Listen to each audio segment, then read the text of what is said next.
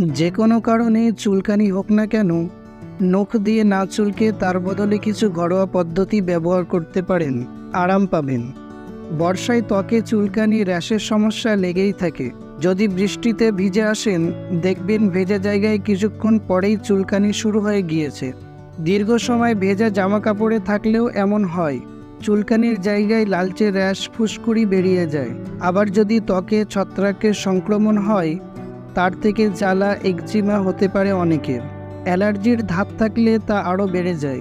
তাই যে কোনো কারণেই চুলকানি হোক না কেন, নখ দিয়ে না চুলকে তার বদলে কিছু ঘরোয়া পদ্ধতি ব্যবহার করতে পারেন, আরাম পাবেন।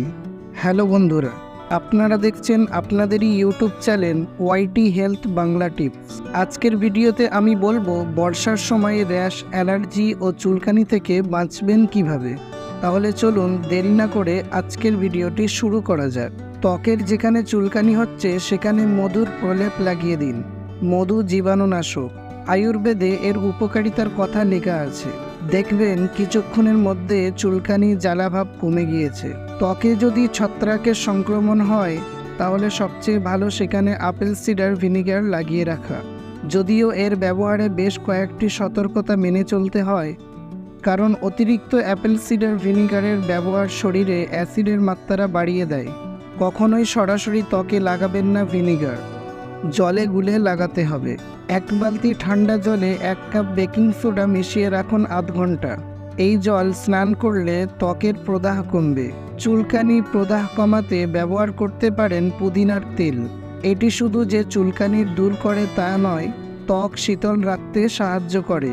একজিমার সমস্যা থাকলেও এটি ব্যবহার করতে পারেন।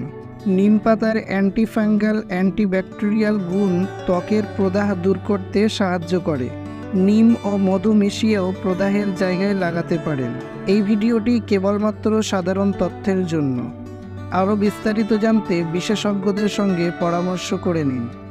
এই ভিডিওর প্রতি আপনার মূল্যবান মতামত কমেন্টে জানাতে ভুলবেন না। যদি ভিডিওটি ভালো লেগে থাকে তাহলে অতি অবশ্যই একটি লাইক করবেন এবং স্বাস্থ্য রিলেটিভ ভিডিও পেতে আমার চ্যানেলটিকে সাবস্ক্রাইব করতে ভুলবেন না। আজকের ভিডিওতে এই পর্যন্তই। দেখা হবে আগামী ভিডিওতে। ততক্ষণ পর্যন্ত ভালো থাকবেন, সুস্থ থাকবেন। ধন্যবাদ।